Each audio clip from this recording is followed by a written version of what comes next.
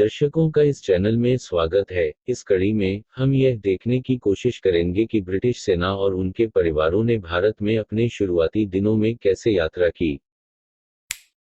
भारत में सैन्य स्टेशनों के बीच यात्रा करने वाले ब्रिटिश सैनिकों ने पैदल यात्रा की। यह तब आम बात थी जब रेलवे उपलब्ध नहीं थी। वे दिन की पूरी गर्मी से पहले अगले शिविर स्थल की शरण में पहुंचने के लिए हर सुबह बहुत जल्दी निकल जाते थे। वे हर दिन लगभग 15 से 16 किलोमीटर की दूरी तय करते थे। ब्रिटिश सेना ने तंबू, सूटकेस, महिलाओं और नौकरों के साथ यात्रा की। सैनिकों के लिए भोजन का वजन सेना की आपूर्ति का 10% था और जानवरों के लिए चारा और अन्य सामानों 90% था। सैनिकों ने रविवार को कभी यात्रा नहीं की।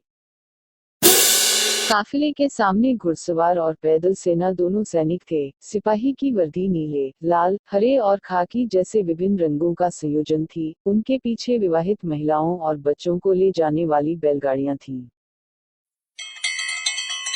धूल भरी और उबड़-खाबड़ सड़कों पर बैलगाड़ियों में सवार परिवारों को एक साथ यात्रा करने में कई दिन बिताने पड़ते थे। ब्रिटिश अधिकारियों के परिवारों के पास सभी सुख सुविधाएं, विलासिता और नौकर थे। यात्रा थकाऊ थी। ब्रिटिश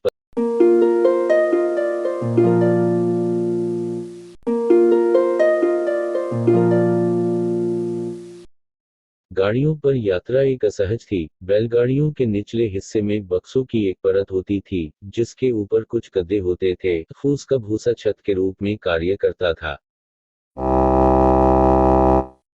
कभी-कभी यात्रा के दौरान पहिए गिर जाते थे, गाड़ी में रखा सामान बिखर जाता था। कई बार इसमें सवारों और बच्चों को भी चोटें आ जाती। तमाम सुख सुविधाओं के बावजूद ब्रिटिश सैनिक की पत्नियां हमेशा बड़बड़ाती रहती थीं।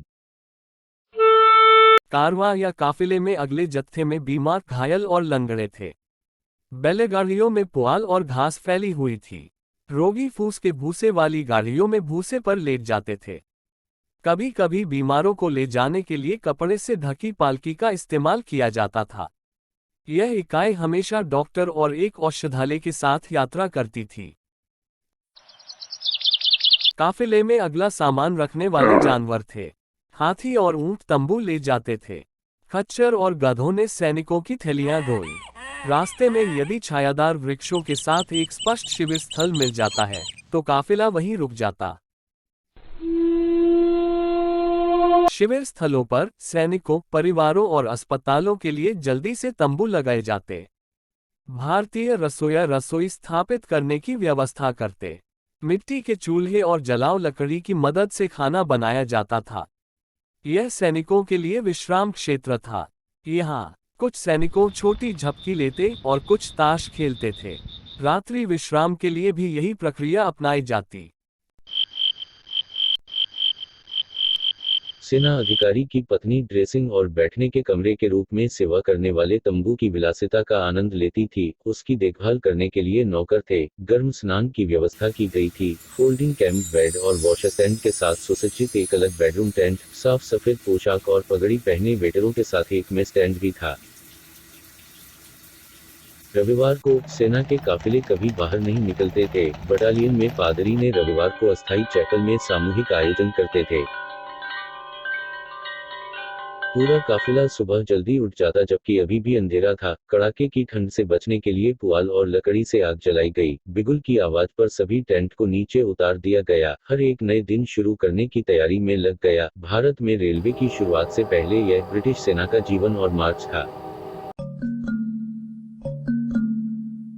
इस वीडियो को देखने के लिए धन्यवाद। देखें, शेयर करें, लाइक करें और सब्सक्राइब करें। अगर आपको यह एपिसोड दिलचस्प लगे तो कृपया लाइक और सब्सक्राइब करें। भारतीय इतिहास के भूले हुए और अनकहे पलों के बारे में अधिक जानने के लिए कृपया इस चैनल को सब्सक्राइब करें। Viewer, thank you for watching the video. Please subscribe to this channel.